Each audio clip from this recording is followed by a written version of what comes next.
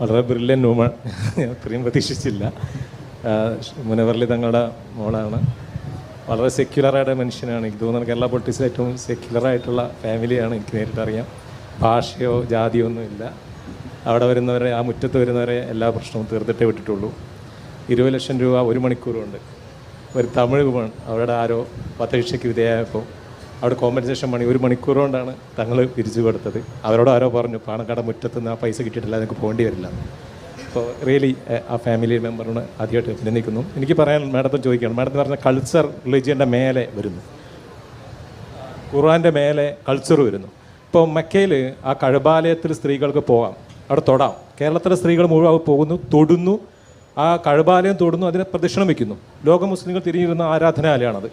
അങ്ങനെ കണ്ടിട്ടും പോയി കണ്ടിട്ടും അനുഭവിച്ചിട്ടും നേരെ ചൊവ്വെ കണ്ടിട്ടും ഇവിടുത്തെ കേരളത്തിലെ സ്ത്രീകൾക്ക് ഇവിടുത്തെ പള്ളികളിൽ പ്രവേശനം വേണ്ട രീതി സാധിക്കുന്നില്ല എന്നൊരു പ്രശ്നമുണ്ട്.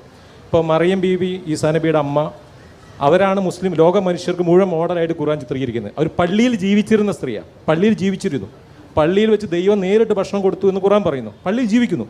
എന്നിട്ടും ഇത് കണ്ടിട്ടും വായിച്ചിട്ടും കേരളത്തിലെ മുസ്ലിം സ്ത്രീകൾക്ക് പള്ളിയിൽ പ്രവേശനം മറ്റു മതക്കാരെ അതിനൊക്കെ അപ്പുറത്ത് സാധിക്കേണ്ടത് 1400 വർഷമായിട്ട് സ്ത്രീകൾ പോകുന്നു, സാധിക്കാത്തത് എന്ത് കൊണ്ടായിരിക്കും എന്ന് മാഡത്തിന് മറുപടി പറയാമോ? ഈ ചോദ്യം കുറച്ച് ഇതാണ്. അതെ അതെ, എനിക്കറിയാം.